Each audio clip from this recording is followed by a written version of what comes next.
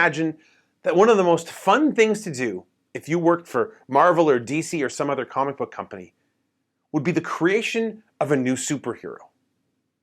I'm going to create a superhero and I will call him Spider-Man because he looks like a spider. No, because he got bit by a radioactive spider. Now he has spider-like powers.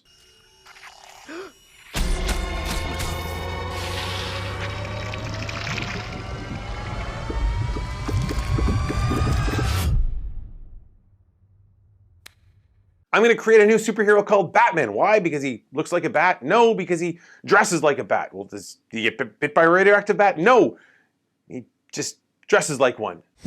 What are your superpowers again? I'm rich. I'm going to create a superhero called Iron Man. Why? Because he got bit by a radioactive iron?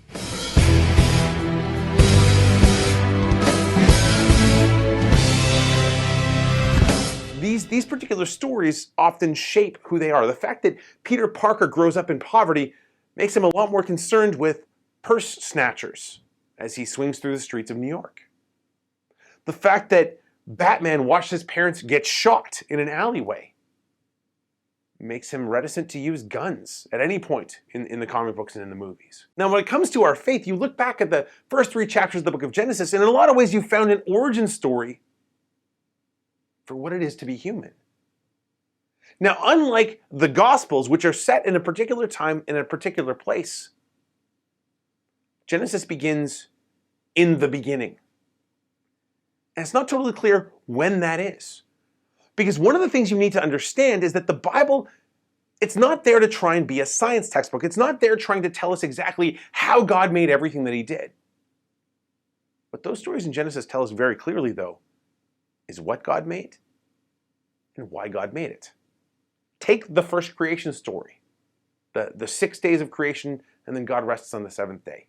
It begins by saying, in the beginning, when God created the heavens and the earth was formless and void. So formless, it had no shape. Void, it was empty. And as you read through these 6 days when God makes stuff, he deals with both of those problems on 3 days each. In the first 3 days, he deals with the fact that the earth was formless.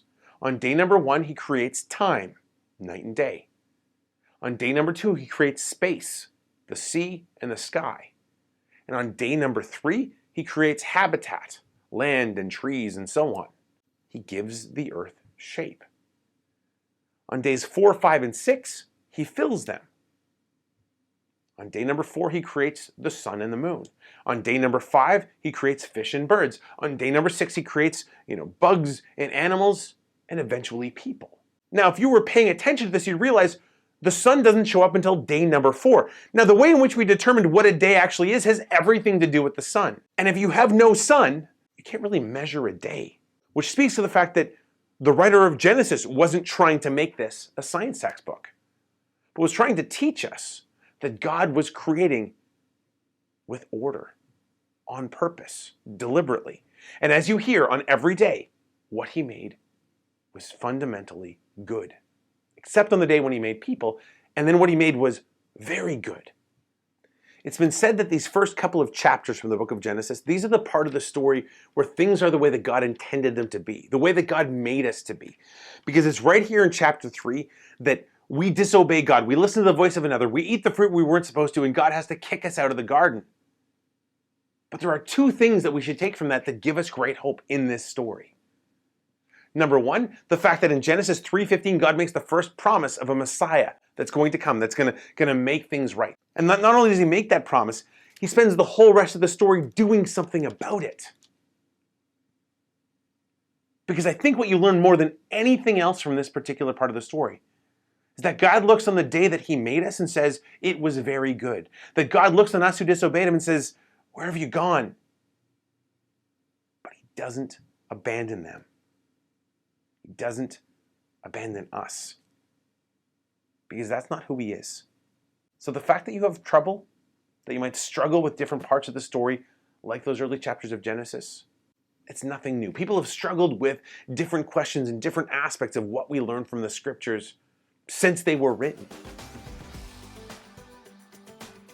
But let that be an inspiration to you to dig in a little bit more and to better get to know the God who is love.